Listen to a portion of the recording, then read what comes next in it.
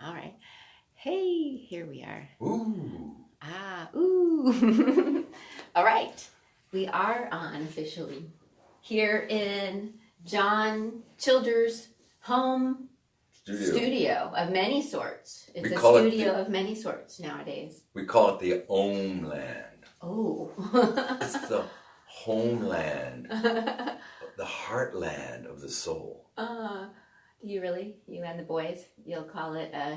Do you see the Om on the door? Oh, yeah. So just this room is called the Homeland. We used to call this from the Homeland. Okay. Because we would do, I made it up. I don't know. But we do, it's a nice space. And sometimes you can even do movies in here, but we play music sometimes. But I do yoga in here regularly. And you said there's even been like some raves and young adult happenings. Oh, we even got Gypsy in with us too. She wants to be part of it. Yeah, my ravey. Aw.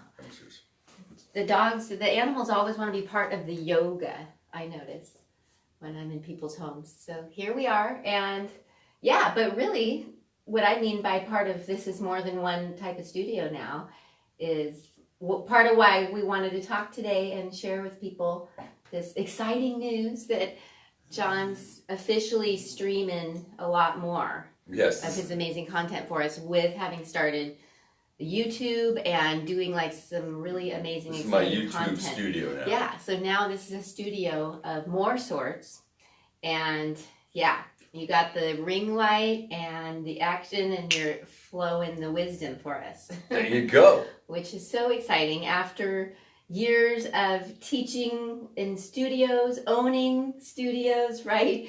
Writing books, working with hundreds of thousands of clients, right? Maybe not that many. 10,000. Well, yeah. And yeah, now officially joining the YouTube realm, lucky us.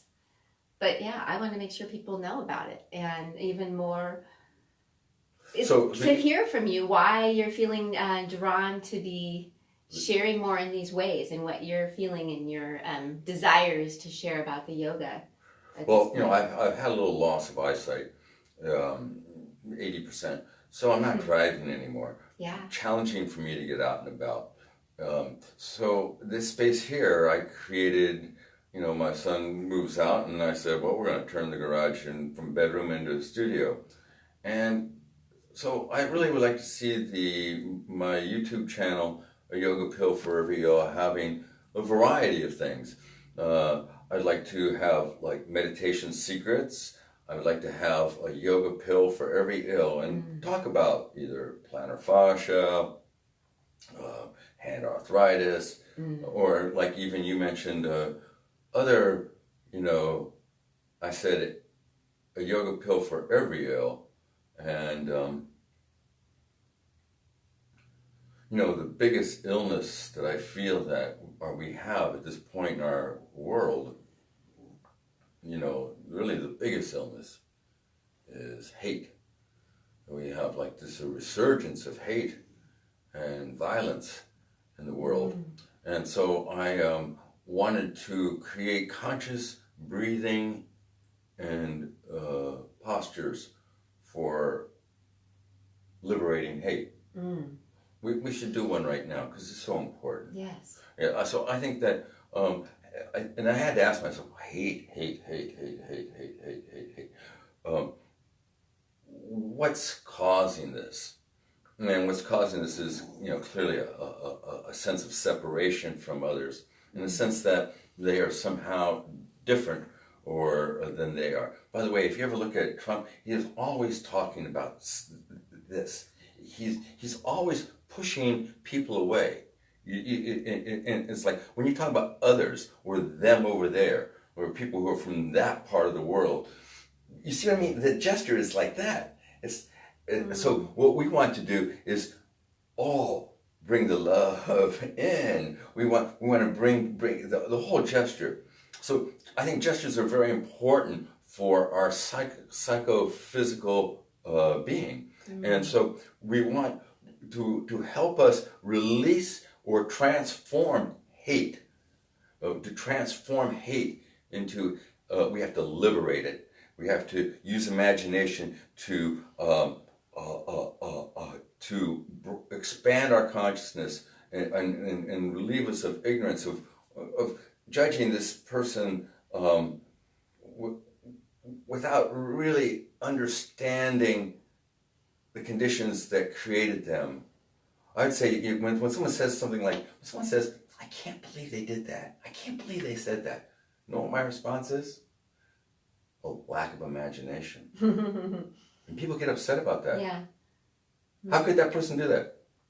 You have a lack of imagination. They must have had a really bad day. Maybe their father beat them when they were a kid. Maybe they were come from a war-torn country. Greater imagination. And so to help us with greater imagination, to relieve us from this ignorance that creates this separation and hatred, we put one hand over the heart and one hand behind the head. And now we inhale and open, elbows go back, and we inhale and open our hearts and mind. Inhale. Keep them open as you exhale, health and well-being. Inhale again, open the heart and mind to greater imagination. Cultivate patience and understanding. Inhale and open the heart and mind to greater imagination, creativity. Exhale, love, health, and well-being. Again, inhale and open your heart and your mind. Develop compassion, peace, and harmony. Inhale and liberate illness. Liberate it, free it, send it forth. Exhale and manifest that health and well-being. Whatever your illness is, whatever your sadness, whatever your grief, your shame, your sorrow. Now, inhale and open your heart and your mind. Liberate it, free yourself from it. Now exhale the health and well-being, the peace, the harmony, the connectivity, the consciousness. Inhale, open your heart and mind. Exhale, wellness. Inhale, open. Exhale, love.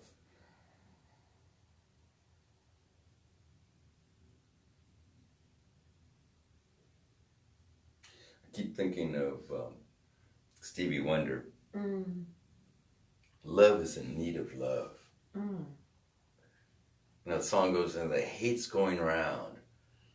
God, that's what's a lot of hate's going around in the world today. We need you to send your love out right now. It's the important point.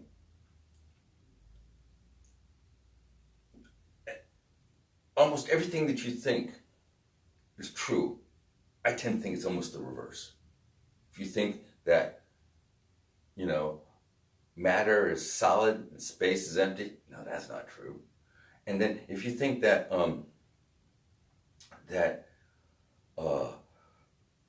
that your exhalation is somehow letting go of waste, that's not true. You are woven into the web of life, and your exhalation is a gift. Your exhalation is actually you manifesting into being, into flesh, into form. What we exhale is our visions, our intentions. You see always the third eye. The energy light comes out of the third eye. You see it in cartoons, and then your vision, your exhalation wants to be one of manifestation. And so when people say things like they exhale and let go of whatever you don't want, disease, past trauma, the exhalation is manifestation. So I think what we really do when we say love is in need of love, then you need to exhale love. Now, what do you do with the illness and what do you do with the hate? Remember, Put your hand behind the head. Mm-hmm. Inhale, open the heart and mind, and liberate it. Free yourself from it. We inhale and liberate our disease. We inhale and liberate our sadness. We inhale and liberate. That is the yoga tradition. You see the chakras. On the chakra wave, it is liberation, inhalation up. It is exhalation, manifestation down on the earth in due form. So love is in need of love. Exhale your love out right now. Inhale and liberate yourself from whatever is enslaving you. I feel so good when I say that. I feel so good when I say that. Think about that. All right. Inhale and liberate yourself from whatever enslaves you. Worry, dread, fear, insecurities. And then exhale the health and well-being. Exhale the connection, the connectivity, the love, the consciousness. So I want to create yoga pills like this that are to deal with psychophysical elements as well as actual physical, psychological elements.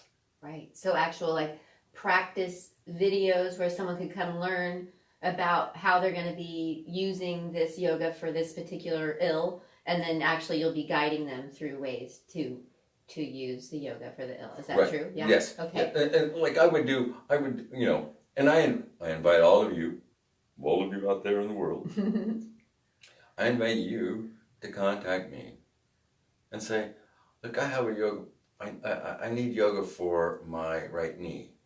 I need yoga for my sister who is chronically depressed. I need yoga, I say stump the master. Right. So here are some of my favorite stumps. Well, come on, John, you say you have a yoga pill for every ill? How about a hole in your eardrum? Can you got a yoga? I said, give me a moment. Give me a moment. This line, see this line? This line right here? So by connecting this line right here, you see this tendon runs right up. Now I would use a prop and some things to help enhance that line, and then you can actually turn, and you can actually find your eardrum. Actually, there's a lot of ways you can tap into your ears, but through the back of the head.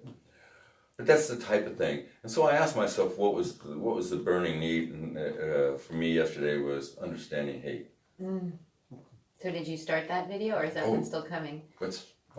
That video was part of what you recorded this week? Yeah. Oh, wow. Okay. So the yoga pill for hate is already up on the YouTube. And basically I'm showing you this scenario here. Because we need to, it's not enough to talk about it. I don't want to talk about it. I want you to do something with me. Yeah. So this is a way to actually do something that's going to change. How do you get rid of hate? How do you get rid of hate? You liberate it. Think about it. You free it from your body. You inhale and open your heart and mind. And exhale love.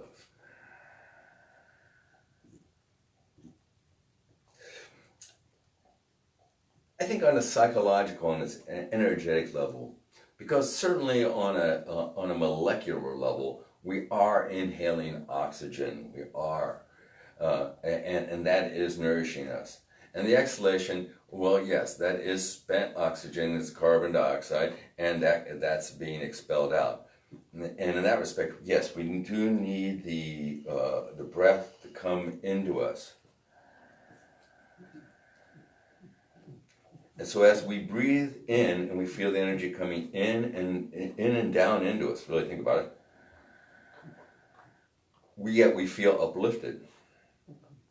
When we exhale, we expel the breath up and out of us, yet we feel grounded.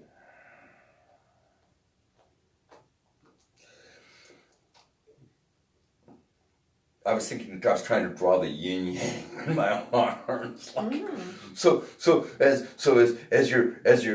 you're drawing the breath in and down, you're yet feeling lifted at the same time. As you're pushing the breath up and out, you're feeling grounded at the same time. So it's almost like Dynamic. Embodying the yin yang action when you do that. Yes, I think I feel that. I feel that. As a matter of fact, I feel like almost all good biomechanics is almost using this dynamic tension You can't just, it's not just contracting the bicep, well, it's stretching the tricep. Well, is this a stretching activity or a tightening activity? Is this it has elements of both. Is it grounding or is it, yes, it's grounding in the sense that you're taking the breath into you, but the feeling is uplifting. In other words, the other side's doing, you're always, and so here, let's do another one. Take your thumb and forefinger, and you can put your thumb, I put my thumb in my belly button, and then put my fingertips on, just below on towards my pubic bone. One thumb at the collarbone, and the other finger at the collarbone. Now these, with the front of the body, the inhalation is basically an expansion across the front of the body. That's overly simple, but very helpful. Think about it. All your fingertips would expand away from one another. Inhale. The thumb and forefinger go apart, and the two hands go apart. Exhale. Inhale and expand and open them all up. Exhale and contract them. Now think about starting with the top. Inhale, expand the collarbones, navel, pubic bone, and then exhale, pubic bone to navel, and then the chest. Inhale, chest, navel, pubic bone, exhale, pubic, navel, chest. Now, last one. Inhale and expand. With your thumb and forefinger, hold your chest lifted, and exhale, contract below. Hold a light contraction here as you inhale back.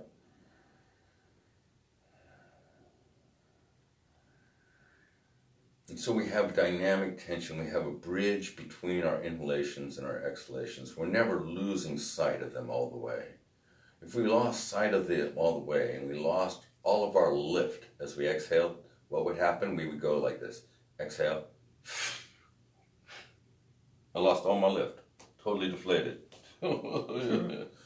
What happens if you do the other? You inhale and lose all your ground.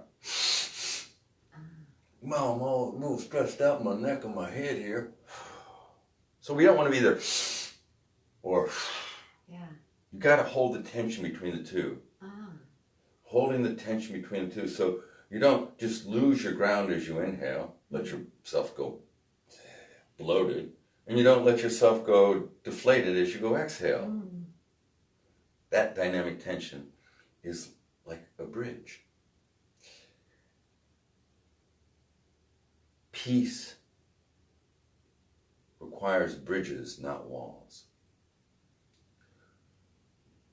Peace is a dynamic exchange, a relationship, not a separation. It'd be misleading to think that peace is in existence when there's a wall and no one's talking to one another. Ooh, it's just like waiting for a problem to happen. You can feel it. This is not peaceful. What we really want is bridges between people so that, well, yes, you have your personal space. I have mine. We have bridges between them, and we don't wall ourselves off from each other.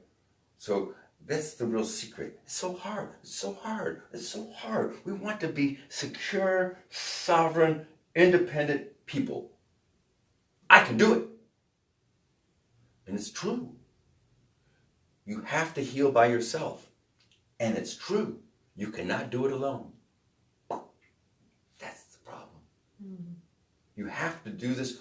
That's what peace is. That's what dynamics are. That's what breathing is that it's relationships. You have to heal yourself, but you can't do it alone. So yoga basically is a wisdom philosophy. I like the other one. The other thing I say all the time is, what is the difference between medicine and poison? There is no difference. What? There is no difference. What? Well, it's dosage. It's conditions that create whether a substance is medicinal or toxic. Too much salt. Ooh, that's bad for you. A little salt, boy, you need that. Oh. Water is good for you. Yeah, but don't let me drown in it. Vitamin A is good for you. Not so much if you take too much. You get my point. So let us stop judging things as inherently bad or good. And let's put them into context, into condition. Let us grow in wisdom. Let us be wise. Let us not just follow something. Oh, you said it was good. Did you think about it? In that situation, was that appropriate? Or were you just sort of blindly following along? Wisdom. We want wisdom. So you're helping us grow in wisdom. Because, it's like my sons would say, well, is he right or am I right? Oh, what's the difference between medicine and poison, man? You're trying to make one of you wrong and the other one of you right. Think about that. That's what you want Dad to do. Dad's not going to fall for that game. He's going to say dosage. The hardest part about that is that then we would start to feel responsible for other stuff in the world, which we are. We're adding to the psychic vibe, we're adding to even physical vibe, and even if we don't know it, even if we're not conscious of it, I think we're still part of it. And so I think that I don't tell them, I won't pick a side like that. I'll say, given that situation here, it looks like you missed that cue. On the other hand, his behavior might have been due to the fact that something bad happened to him today, or that he's frustrated in life and he's just taking that frustration out on you. So we're not looking to sort of, oh, he's a bad person for doing that. Oh, you're a good person for that. More like, let's find a wisdom. Yeah. Which we can really do on the collective level now, right? Right, and it's the same thing for my family. It's the same thing for my sons. Right, yeah. You're asking. And then on some level, we're doing that within us with our practices, maybe, it sounds like. Finding that union and that tension and that balance. Oh, exactly, yeah. Well, this posture is good for me. I'm holding my breath, I'm grunting, I'm like, maybe that's not good for you. It's like, you see people do this all the time. There used to be much more damage to knees. People say, you're supposed to put your legs up like this. Are you listening? You're supposed to be stable yet comfortable. No one said putting your legs like that was the key. Let's not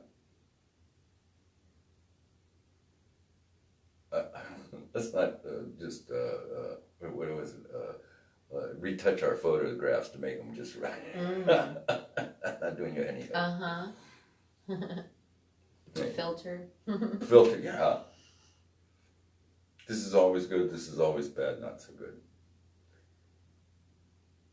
So the YouTube channel is very fun, and I'm looking to put up classes. I recorded a lot in the age of cassettes, before we had CDs, and I had very good recording equipment, and I made literally 80 great tapes. Yeah, right. That's what's so cool, is that you're someone who was doing this before anybody was doing this. That's what's kind of ironic about all this, because I was listening to your audio cassette tapes 20 years ago in my living room to lead me through practices, as and that was either before or during being in your teacher training program. But yeah, so it's interesting that you've been on the techie front, and so now you're just adding the YouTube to joining the party. You know what's so interesting about that story is that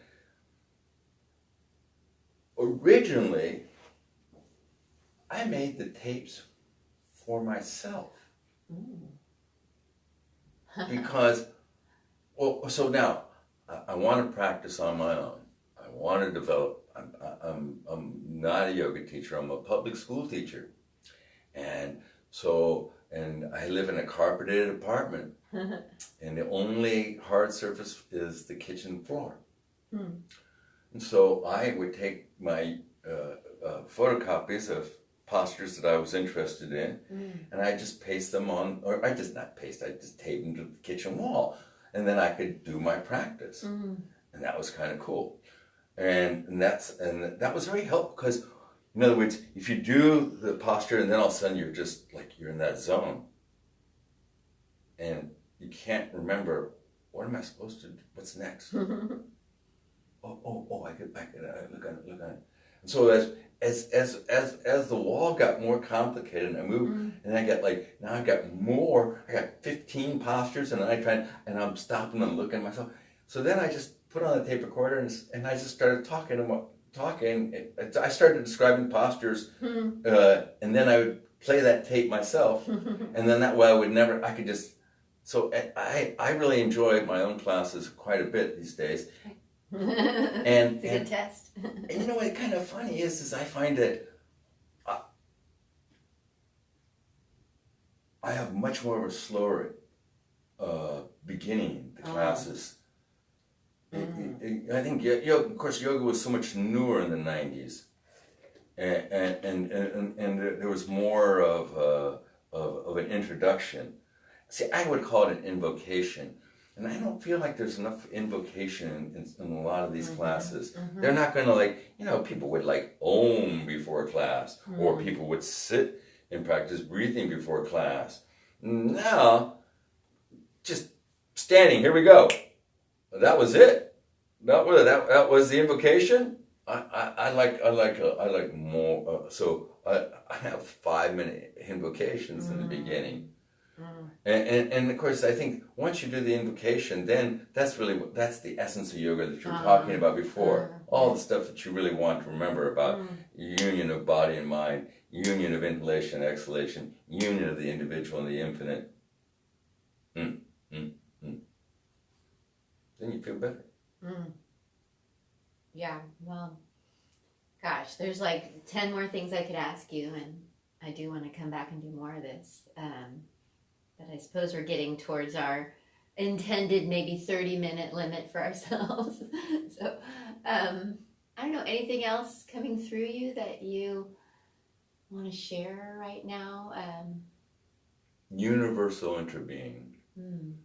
The fundamental illness is the I-ness. The moment you realize that you are a universal interbeing, that literally I have atoms that have been in your body right now, wherever you are on the planet. That's if you have been born 2 months. It takes 2 months for a baby's atoms to reach all the way around. Takes a little while. Not that long. Not that long. Whoa. Yeah, because you're made up of so many trillions and trillions, and you have 90 trillion cells in your body, and each cell has like 90 trillion atoms. You start doing it, right? You got 15 atoms of every person that's ever lived. That would also include every dinosaur, every marsupial, every creature. So you are a universal interbeing. Physically, what you are.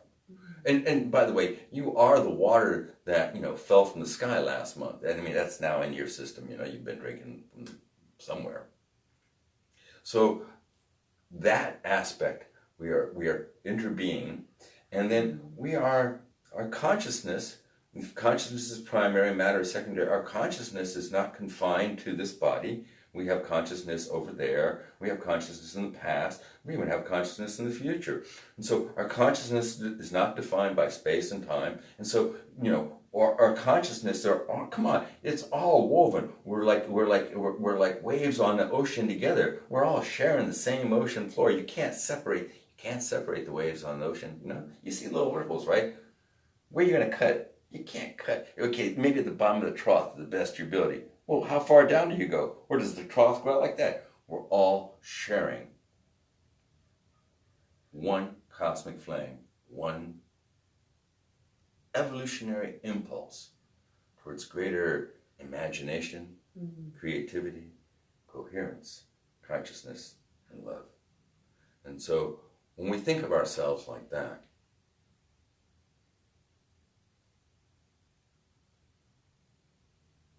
everything changes. It's impossible to be hating others as we see them as woven into us. As the great teacher Satish Kumar in England says, he wrote a book, you should get it, really, was You Are, Therefore I Am. that I cannot exist independent from you. I cannot exist independent from the earth. I cannot exist independent from the worms. And when we start to see ourselves as sharing one fabric of life, one biosphere, one consciousness,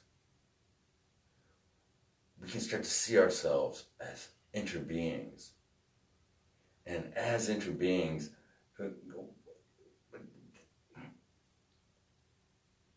you no longer have to be a skin encapsulated ego. You can have, like Alan Watts says, leaky margins. And of course, what are leaky margins are bridges between where information comes in and out, in and out, in and out. Life is breathing you as you are breathing life. You are a universal interbeing endowed to manifest health and well-being, creativity, love and wisdom. You are.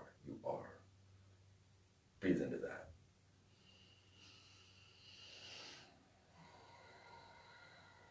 And liberate all sadness, all separation. Exhale the evolving love that really is you.